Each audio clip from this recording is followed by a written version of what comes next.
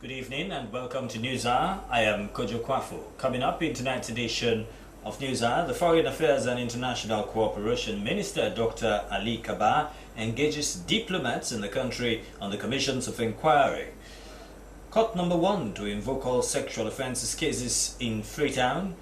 The Chief Minister, Professor David Francis, turns the sword for the construction of a modern campus for the Institute of Public Administration and Management, IPAM, at Bure Town. And the Ministry of Health and Sanitation distributes free healthcare commodities to Pujang District Health Management Team. All the stories and more are lined up in this edition of News Hour.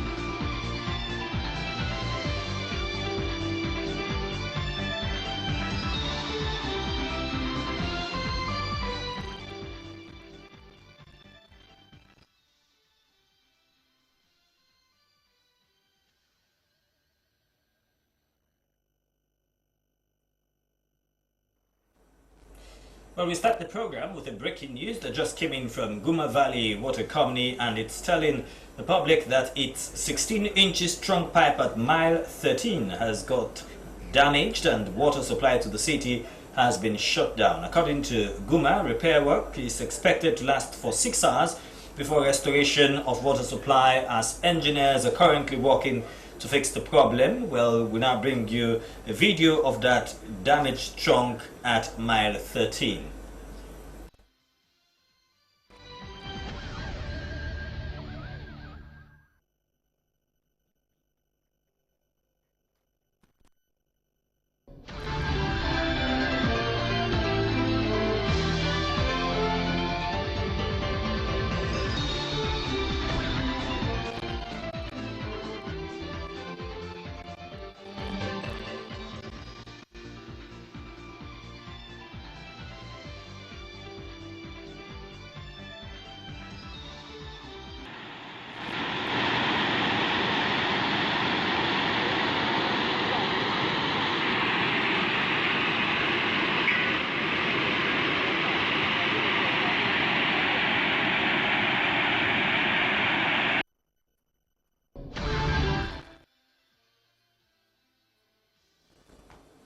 Well, that's the video of the damaged Guma Valley water pipe at mile 13, and according to them, people are expected to be without water for some 6 hours before the engineers would eventually restore or fix the problem.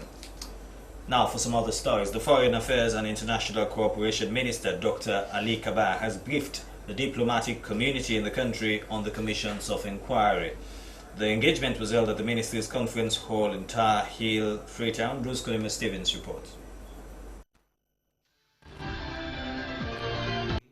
Director General and Ambassador at Large Paul Mina updated members of the international community on progress made so far by the government in setting up of the commissions of inquiry. Minister of Information and Communications Mohamed Rahman Sware told development partners that the declaration of wars against discipline, poverty and corruption by President Julius Maada Bio was in fulfillment of the campaign promise embedded in his 2018 New Direction Manifesto.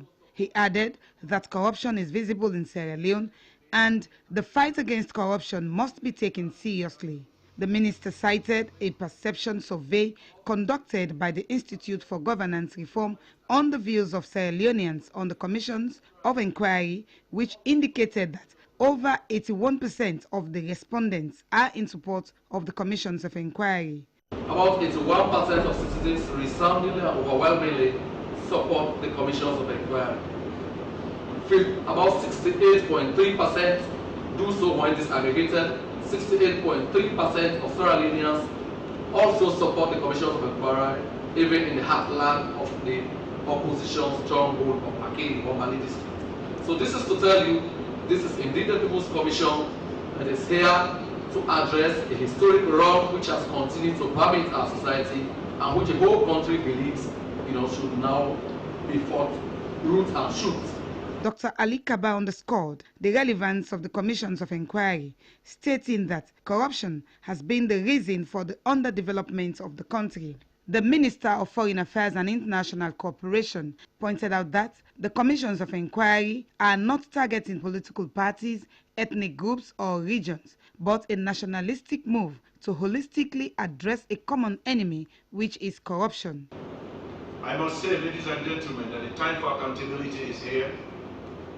An ounce of prevention, as you know, is what a pound of cure. The Commission of Inquiry is here. It's a foregone conclusion, as you heard from my colleague, Minister of Information and Communication. The irony is that some of those invited to help the law enforcement agencies are misunderstanding the concept. And I know you've had many meetings with some of those individuals and political actors. As humans, what we don't understand, we fear the most. And what we fear, we hate. I beseech you to assist the government by engaging the opposition, to encourage them to understand that the Commission is simply requesting government officials to account for their stewardship. As indicated earlier on, if you don't learn from the past, you don't repeat it. They are all therefore invited to assist the Commission of Inquiry, and this should simply examine the content and not simply the body of their stewardship. He called on the international community to support and follow the process throughout. Reporting for SLBC, Rose Konima Stevens.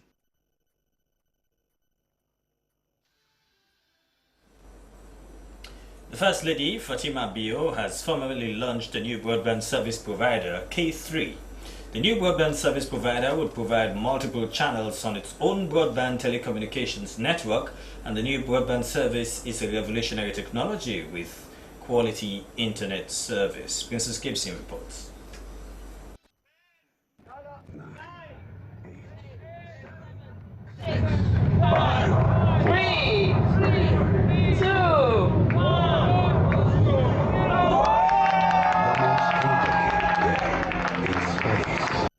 K3 Telecom Service provides over 100 channels with bundled service in mobile television and videos on demand. The digital program will provide extended insight into television and content.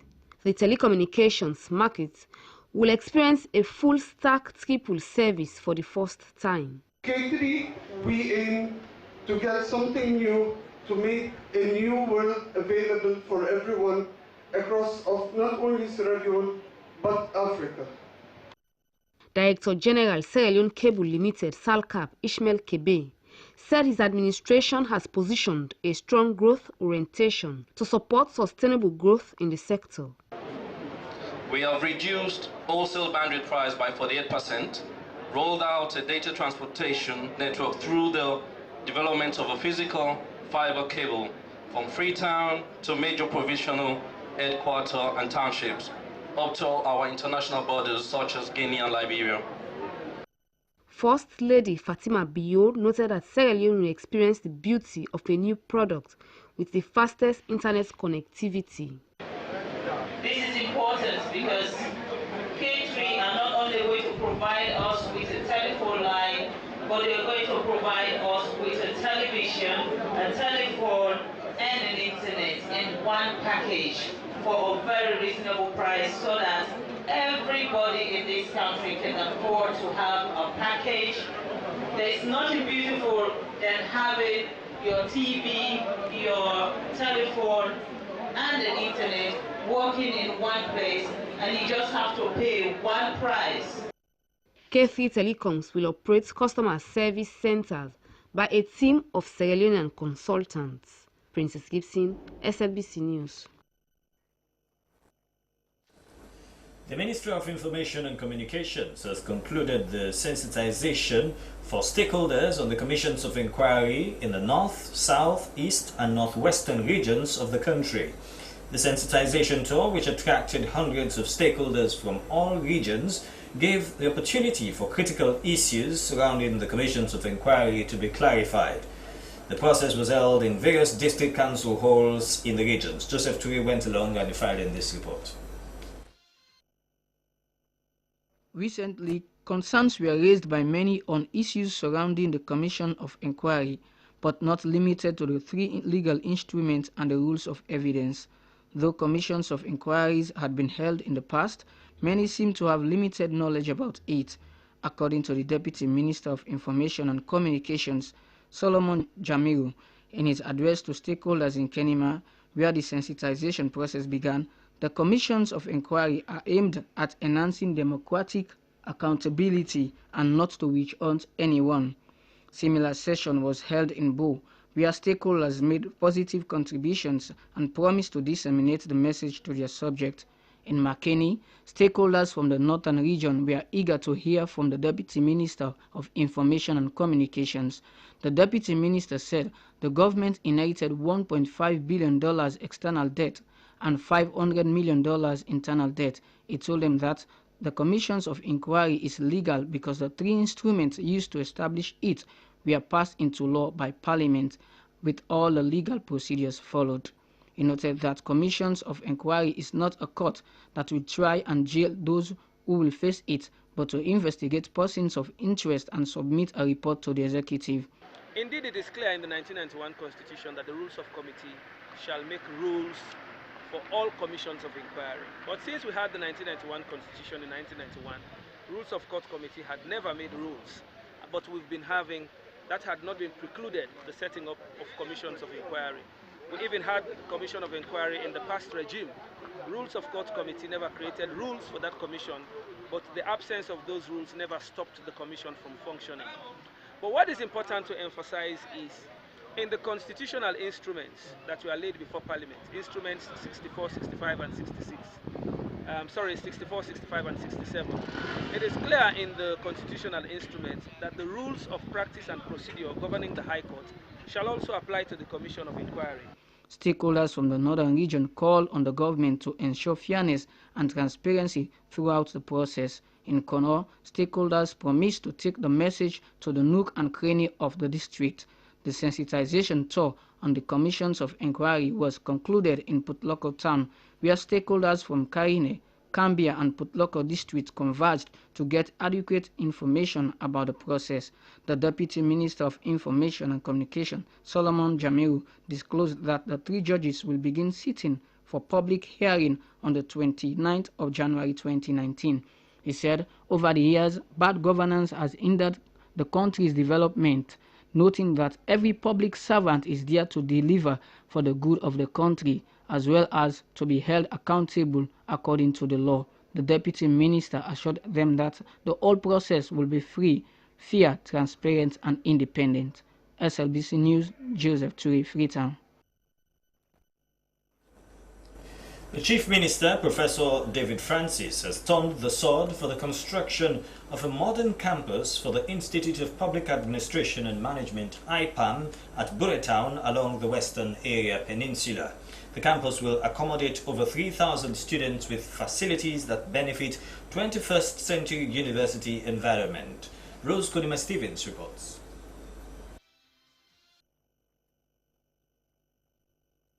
According to the Chief Minister, Professor David Francis, the construction of a university campus for IPAM will to greater extent add value to what the institution has been over the decades. This is what this new administration is about. It's about creating something new. Can you imagine the students who are beneficiaries of the free quality education coming out in the next 3, 4, 5 years and they don't have any place to go to? We need to start planning now so that by the time we have this very large number of post-university, post-secondary school students looking and desperate to get university places and student facilities, we are already prepared for it. This is forward thinking. This is what leadership is all about. We don't wait, we plan and we deliver. So I'm very pleased that you see the Vice Chancellor turning up. Now I believe that this is Soldier Team.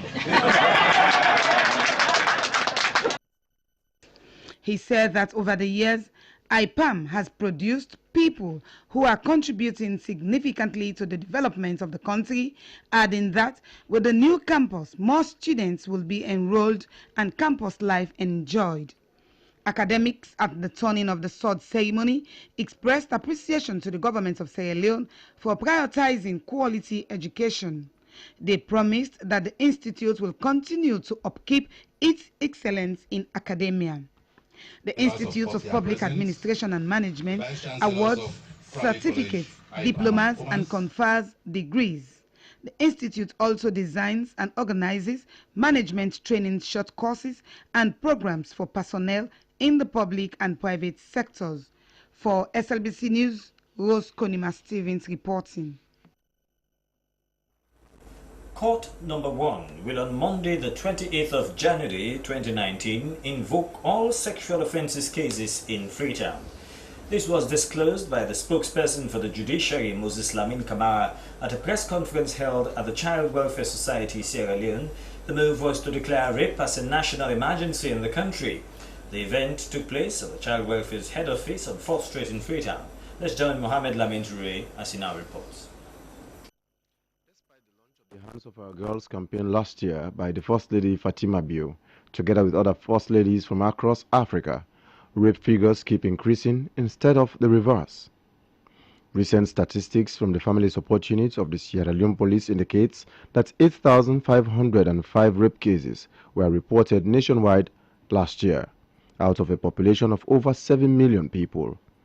Of that amount, 2,579, which represents a third of the rape population, accounts for child rape.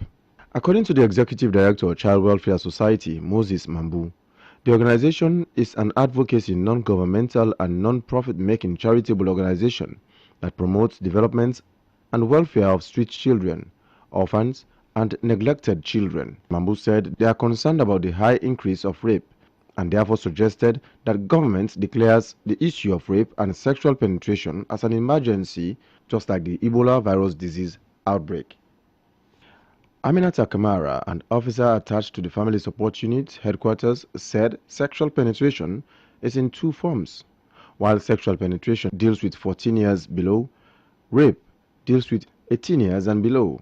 She spoke of challenges faced by the FSU, which includes complainants not making follow-ups after reporting such cases, out-of-court settlements, access to medical reports and vehicles to take victims from police to rehabilitation centers. Moses Lamin Camara, spokesperson for the judiciary, said they are committed in the fight against sexual abuse cases, adding that trainings have been held for judges and magistrates on handling of sexual penetration matters. He added that when cases of sexual penetration are in court, bail is normally granted to accused persons only on the approval of a judge. Mr. Camara noted that the issue of rape is becoming a national concern to the judiciary. The reason why all sexual cases at Court number 1 will be invoked on Monday, 28th January 2019 in Freetown. Martha B. Kanu, National Coordinator of Child Welfare Society, said as an organization, their main focus is to make the community safer for children and women, especially vulnerable and the marginalized. In this light, we are calling on government to take account of the following measures.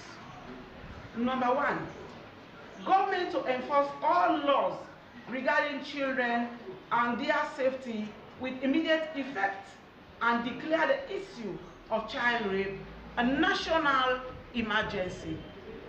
Number 2, interreligious councils to help disseminate information and educate their congregation on rape through their podiums, as was the case with the EVD epidemic. Number 3, the Sierra Leone Police to ensure speedy investigations on rape cases. And number 4, the judiciary to carry out speedy trials and levy heavy jail sentences on perpetrators. The national president of Children's Forum Network, Mariama Mafoy Samai, noted that sexual penetration and rape has become a daily activity for men who do not respect the laws of the country, adding that those men who rape must be taught a lesson. She called on the police to speedily investigate cases while the judiciary enforced the law.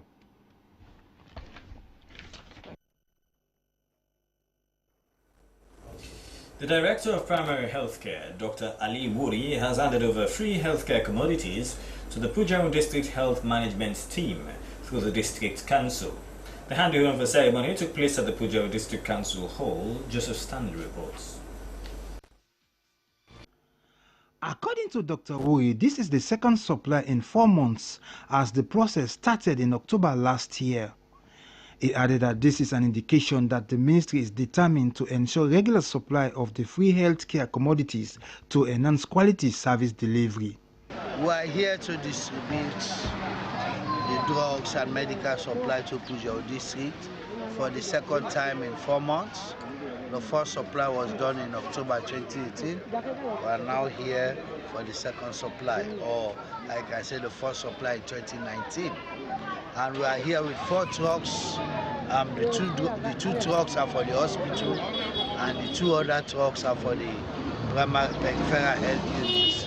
And we are happy to say they are all cooperative and they have promised to give their commitment in joining the ministry monitoring the utilization of these drugs. He said the involvement of key stakeholders in the distribution is to ensure transparency as well as monitoring of the process. The director expressed government's commitment to providing quality health services for the populace, especially the vulnerable, noting that plans are being put in place for the supply of the cost recovery drugs.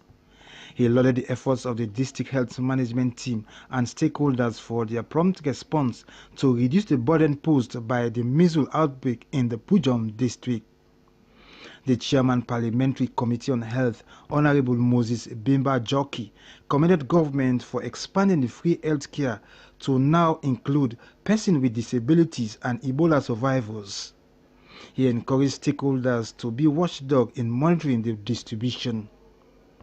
The Deputy Chairman Pujehun District Council, Mohamed Niwon Mansare, promised not only to monitor the distribution, but to also strengthen the partnership with the District Health Management Team to enhance quality health outcomes. The nurse in charge of Yoni Community Health Post, Banti Chiefdom in the Bombali District, Zariatu Abibatu Bangura, has called on government for more material support to enable them carry out their work effectively from Makeni. Hassan Furikama reports. Ture told SLBCs that sometimes it takes up to 3 months before free healthcare drugs are supplied. In such situations, she added, they will have no option but to only run tests, make prescriptions for patients to buy drugs from pharmacies and provide treatment. She reveals that altogether the center oversees 9 communities but attend to more.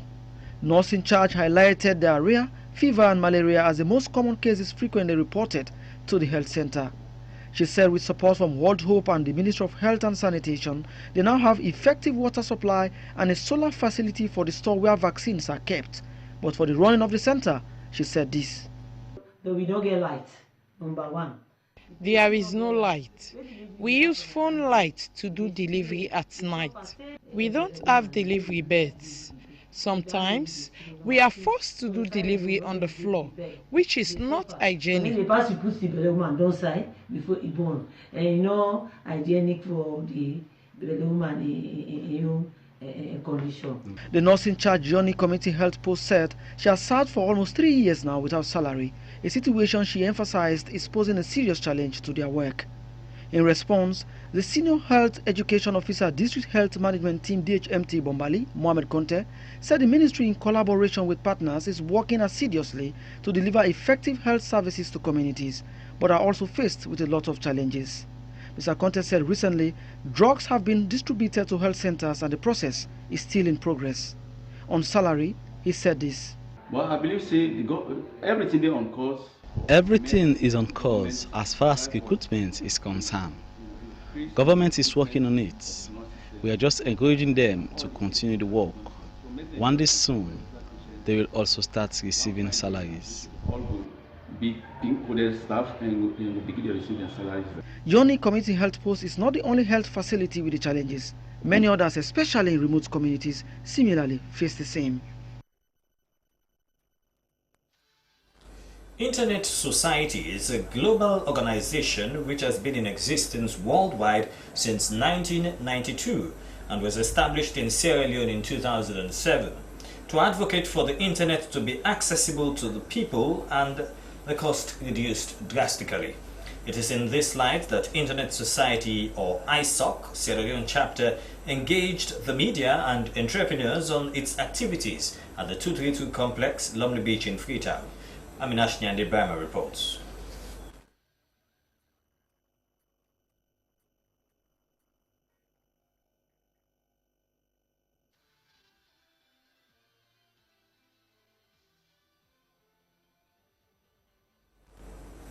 We do apologize. We hope to bring you that report in due course of this program. The United Methodist Church Sierra Leone has held its 139th session of the Sierra Leone Annual Conference under the theme Celebrating the Vision, Embracing the Future. The session also marks the 10th Episcopal Ordination anniversary of the Bishop of the United Methodist Church in Sierra Leone, Bishop John Yambasu. Soriba Samura sent in this report. The conference attracted Western and African missions who have come to see how the autonomous Sierra Leone chapter has come so far in ministry. Different congregations within and outside of Sierra Leone, the Americas and the United Kingdom branches converged on the King Memorial United Methodist Church to witness what they call an historic session. Keynote speaker Thomas Kemper, General Secretary of Board of Global Ministries, delivered a pictorial history of the United Methodist Church, ranging from 15 years of the United Methodist Church to 10 years of episcopacy of Bishop John Yambasu. He was gratified by the strides taken by the church in Sierra Leone, led by the overseer, in culminating dependency on overseas support and keeping up with operations of the ministry in Sierra Leone. Bishop John Yambasu, in his episcopal address, themed Stepping into the Future Challenge for Self-Transformation, catalogued the achievements attained in 10 years of divine dispensation amidst the challenges. He likened his vision for the United Methodist Church 10 years later to that of the traits of an eagle, saying, an eagle metamorphoses to regain strength and face more challenges. Bishop Yambasu called on the entire congregation of the National Church to fly differently, and not only differently, but to go beyond the clouds. He admonished all to change attitude towards those whom God has chosen to lead them, adding that the destiny of the followers is tied to those they follow. Other speakers include representatives of the Catholic Church and the Council of Churches in Sierra Leone.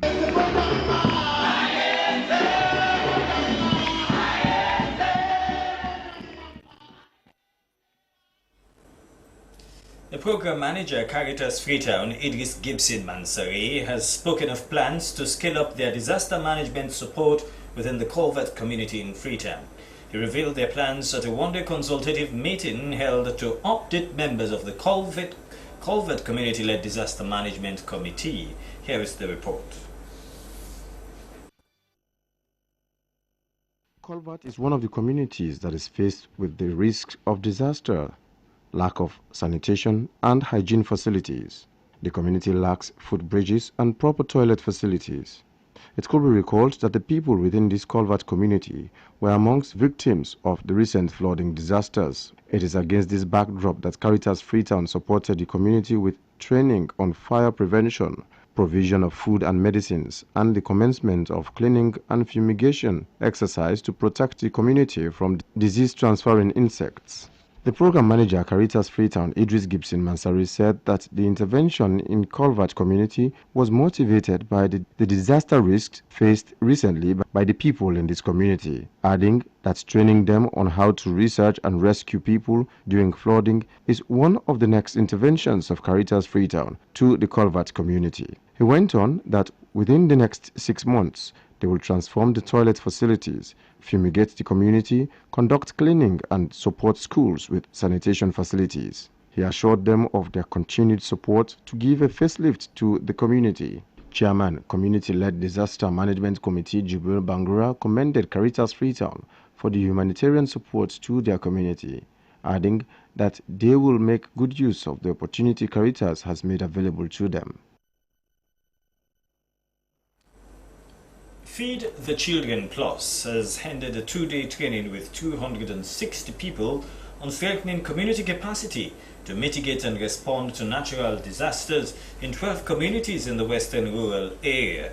The workshop, which was held at the Funke Community Center, was to empower people living in disaster-prone areas ahead of the rains and to help them prevent disasters. Let's once again join Aminash Nyandibrama, who was there, and she now reports.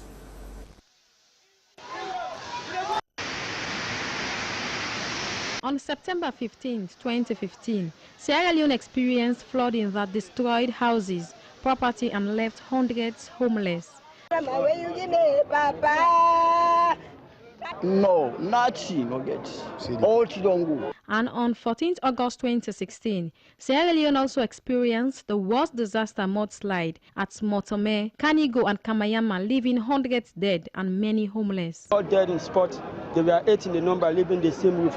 Everybody died, including her husband. We lost everybody.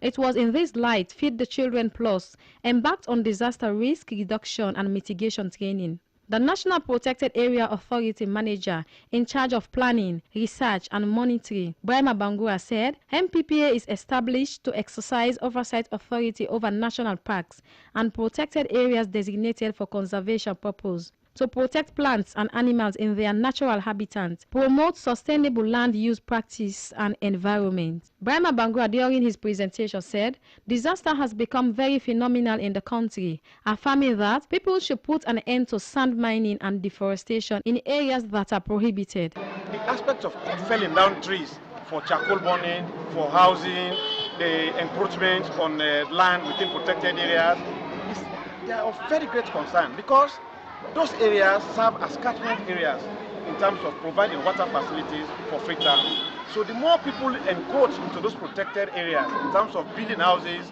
clearing forests in the catchment areas, it's going to create a concern. It has created concern already. But what we do is that of engaging the people on a daily basis, that we introduce them the aspects of co-management, tell them the benefits they will gain or what it is, the negative impact that they will cause in case they continue deforesting or encroaching into some of these protected areas. A participant, Augustine Yaya Senesi, stated that the workshop has taught him how to detect and take care of disaster when it happens in his community, as many people do not have idea about disaster and how to manage it. He called on participants to put into practice in their various communities what they have learned and to share their ideas to others, as they were invited to represent their communities at the 2-day workshop. Chief Executive Officer Feed the Children Plus, Mariam Nabiu, said that the purpose of the workshop is to prepare the people in disaster-prone areas ahead of the rains and to enable them manage disaster when it occurs. We did a survey and we saw so much hazard in the community and all that. So we decided to write a project because normally charity begins at home. So we want to do this first of all in this part of the country, and definitely we'll have to extend it. But then this is what we want to do. It's a support we receive. It's from a support we receive from UNDP under the GEF SGP program. That is a small program. Train and capacity. The project title is Strengthening Community Capacity to Mitigate and Respond to Natural Disasters. She underscored that 260 people from 12 communities in the coastal and hillside communities were invited as participants, and that they will be having vibrant youths in different communities as task force that will be going around the communities to take information and reporting future threats and disasters. Discussions and award of certificates formed part of the workshop.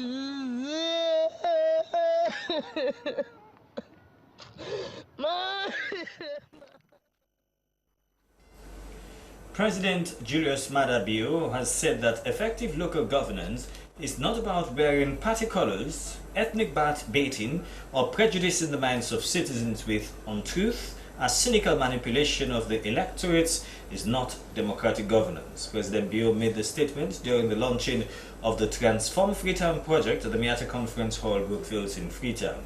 The launching targeted ministers, development partners, and the civil society. Hawa Masiri reports. It gives me great pleasure to launch the Transform Freetown, a 3-year development plan of the Freetown City Council for the transformation of the Freetown municipality. This is indeed a progressive blueprint.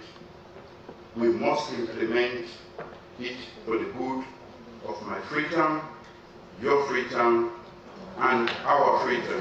Freetown is the capital city of Sierra Leone. Freetown is Sierra Leone's major urban, economic, financial, cultural, educational, and political center, as it is the seat of the government of Sierra Leone. The population of Freetown was over 1 million during the 2015 census conducted by Statistics Sierra Leone. President Julius Maada Bio said his government is firmly committed to ensuring the full devolution of all functions, powers, and personnel within the first year in office.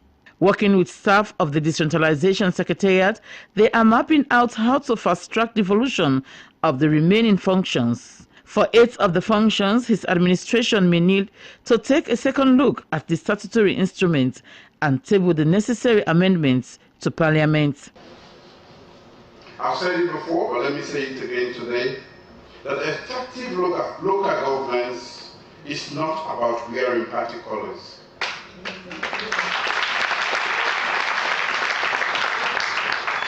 It is not about ethnic baiting.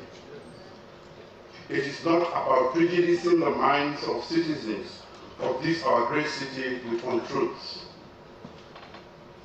The cynical manipulation of the electorate undermines democratic governance. Freedom is no better today because of the failures and deficiencies of the governance of our great city. President Bio noted that his government is also seeking advice on questions of compliance on some aspects of fiscal decentralization with the view of clarifying questions around revenue collection and mobilization. He said once they are advised on how to proceed, they will do so without delay. His government, the president disclosed, remains focused on strengthening the role of local governments as a partner in development, as administration will continue to work on localizing and implementing the sustainable development goals at the local government level. My government has also sustained its funding for the Freetown City Council. In the last 8 months, government has disbursed 9.6 billion loans to the Freetown City Council for devolved functions including healthcare services, delivery, and education. In the same period, my government has disbursed 8.7 million loans to the Freetown City Council for the national cleaning exercise. The impact for our city, Freetown, is evident in our relatively cleaner surrounding and fewer incidents of diseases associated with poor public sanitation. However, Freetown will better. Mayor of the Freetown municipality, Yvonne Akisoya, told the audience that in a recent decade, the circumstances of Freetown has been challenging as residents from rural areas move to the urban city during the daytime, which causes pressure. She informed the gathering that the 3-year project is to transform Freetown by establishing targets, determining how to effectively achieve those targets, accessing and reporting on progress. Madam Akisoya acknowledged that her council believes in strategic planning and implementation with experience, knowledge, and expertise drawn from all quarters. In 2017, the per capita own source revenue raised by the Freetown City Council was a mere $1.25. So that's $1.25 per person available in comparison to that same figure, which was at $45 for Lagos. And this is per person. But it's not only poor systems, poor lack of processes that have been our challenge. There have also been challenges with having to negotiate with centralized bodies to perform functions which may have been devolved to the local council in theory, but haven't been devolved in practice.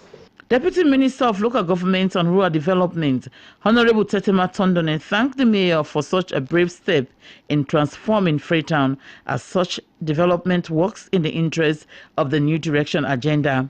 Honorable Tondone highlighted that the vision of the Freetown City Council has set out 4 structural functions outlets, adding that his ministry will continue to support the Freetown City Council in the 3-year transformation project. Minister of Finance Jacob Joseph Safa also commended the Freetown City Council for such a laudable venture in transforming the city, as it is in line with the New Direction agenda administration. His ministry, Mr. Safa noted, will continue to support the Freetown City Council and other councils across the country, as they are now planning to discuss revenue mobilization in terms of what councils, National Revenue Authority and the local authorities are responsible to collect. The World Bank representative Gal Martin also pledged her institution's support towards the project. The solution is not only Freetown, but there is the need to transform Freetown, and after that, Sierra Leone as a whole, she added. Different representations were done in the area of challenges and initiatives regarding the transformation of Freetown. In another development, ambassadors to the United States of America and Liberia have taken leave of President Julius Maada Bio at State House in Freetown. Ambassador Abubakar Siddiq Y will represent Sierra Leone in the United States of America, and Ambassador Eddie Mansale in Liberia. The ambassadors commended President Bio for their appointment and promised to represent the country with the best of their abilities. President Julius Maada Bio commended the ambassadors for accepting the appointment, hoping that they will do everything possible to maintain the good bilateral ties between the two countries. You know the manifesto, and you know what we are aspiring to as a government. So as you go out there, we encourage you to project the same image, a good image of our country. And of course, the New Direction is what we are heading towards, and we expect you to follow in that new direction. The ambassadors will soon leave the shores of Sierra Leone to take up duties in their respective missions. SABC TV News are in Freetown. Hawa Mosue reporting.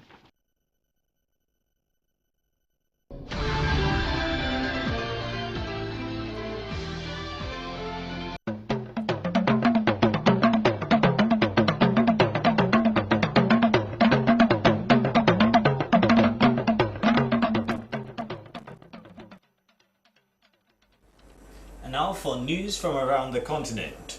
A top South African university has dropped Afrikaans as its official language in favor of English. The University of Pretoria told the BBC it needed to transform the culture to make it truly South African. English is the preferred language of instruction for many in South Africa. Afrikaans language policy has historically been used to exclude black learners in a country where racism remains deeply embedded 25 years after white minority rule ended. The word apartheid, which has now been internationalized and is in the Oxford Dictionary, is in fact an Afrikaans word. Nigerian President Muhammadu Buhari has suspended the country's Chief Justice, Walter Onnoghen, 3 weeks before the general elections, in which he is seeking a second term in office. His main challenger, Atiku Abubakar, called the decision an act of dictatorship. Mr. Onnoghen is facing charges at a tribunal relating to failure to declare his personal assets before taking office in 2017. Nigerian law requires senior civil servants and government officials to disclose personal assets as a way of fighting corruption. The US and UK governments have threatened to impose visa bans against anyone found guilty of either instigating violence or plotting to rig the elections in Nigeria. In separate statements on Thursday, the two countries pledged their commitment to ensuring the 16th February elections will be free and fair. This seems the strongest international warning so far as to Nigerian politicians.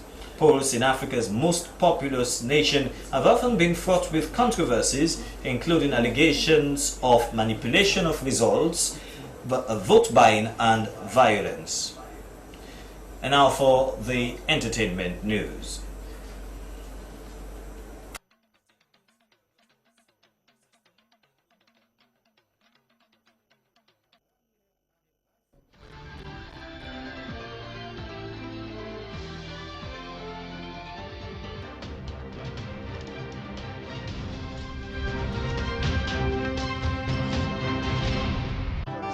bow before your throne in adoration. You are God. The happiest moment for celebrities is when they celebrate their golden or silver jubilee in their God-given field. This act is to prove joy and commitment over their professions. In Sierra Leone, few celebrities celebrate their talents, and one such star is a female gospel singer, Sister Melrose Kamara, who started singing praise and worship songs in church at an early age. Sister Melrose will be celebrating her 1-year anniversary in the field of proper gospel music at the Jehovah Nissi Living Word of Faith Ministries at Jalo Terrace in at the eastern part of Freetown. Sister Melrose grew up in Makeni, where she did her primary schooling at the St. Francis Primary School and further at St. Joseph Convent Secondary School in Makeni. According to her, she came from a Muslim family and later converted to Christianity. In school, she was encouraged by her pastor, Sunduke, to join the school choir called Gospel Messengers. The group went singing from school to school in Makeni, and this gave her the urge to change religion. In 2009, Sister Melrose left for Gambia after the war and started her music career proper, and there again she met her singing mentor, Pastor Forbes, who motivated her to become a proper gospel musician. In the Gambia, she recorded 4 of her songs and 2 in Freetown at the Sanctuary Praise Church in Brookfields. She recorded 6 songs in her album titled Jesus Reigns.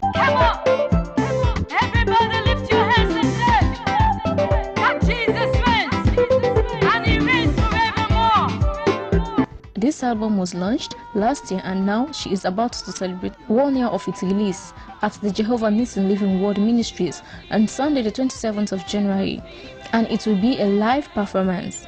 She will be collaborating with another gospel singer, president of the Gospel Musicians, Sister Blessed, as the church will be having its Africana Sunday and musical youth performance. Sister Melrose says she is not only singing for Christians but also for non-Christians, as she believes her songs can win souls. She called for support from her fans and all churches to continue their support towards her, as her aim is to take Sierra Leone's gospel music to a higher heights. He reigns, Jesus, he reigns, Jesus, he reigns, Jesus, he reigns, yes, he reigns, he reigns, he reigns, he reigns, he reigns, Jesus, he reigns.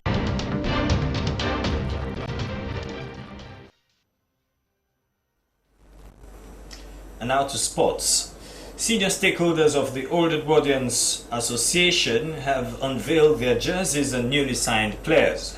This is in readiness of the start of the Sierra Leone Premier League that has been put on hold for over 4 years due to internal wrangling in the football family. The unveiling ceremony took place at the St. Edward Secondary School grounds, King Tom. Esther Marisa Mura has more. Old Edwardians Football Club is the only team that is playing in the Sierra Leone Premier League that has a history of formation by old pupils of a particular school, St. Edward's. Old Edwardians has a long-standing list of distinguished former pupils, and some of them were in the school compound where the teams and supporters' jerseys were unveiled, including some of their new players. Joe Blair, former chairman of the team, said the club has been managed by a few individuals, of which he applauded their efforts, but called on the entire membership of Old Edwardians to come on board in moving the club forward. Leader of the opposition, Honorable Chenoba, also an alumnus of the school, commended those who have been promoting the club. According to him, the school has produced a number of gifted sportsmen. He called on all to give back to the school by supporting the Old Edwardians football team. Application. Mr. Wise has done a fantastic job with the school. Let us, the Old Edwardians, in turn do a fantastic job with the football club.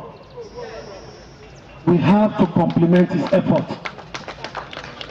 He's made it very clear that when we start winning matches, the boys will follow. So for those of us that are here, let us make sure we support the chairman and his team for them to succeed.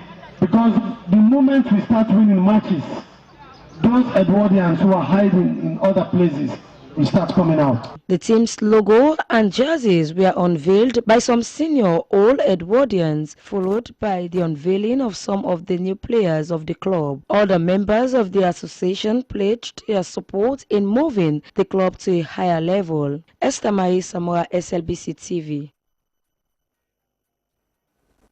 And now to end news are the main points again. Foreign Affairs and International Cooperation Minister Dr. Ali Kaba has engaged diplomats in the country on the commissions of inquiry. Cut number 1 is to invoke all sexual offences cases in Freetown. The Chief Minister, Professor David Francis, has turned the sword for the construction of a modern campus for the Institute of Public Administration and Management, IPAM, at Borough Town. And the Ministry of Health and Sanitation has distributed free healthcare commodities to the Pujao District Health Management team. That's it for News Hour this hour. On behalf of the news team, I am Kojo Kwafo. Thank you very much for watching.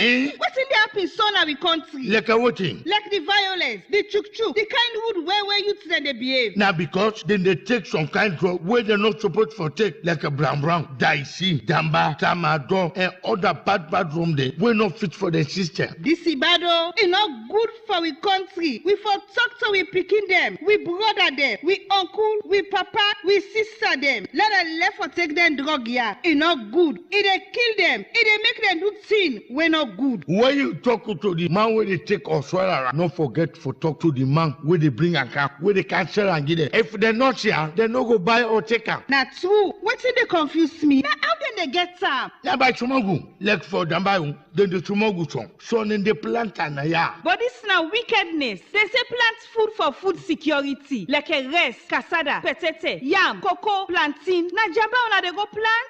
Well, all this for stop. Now that to make the National Drug Law Enforcement Agency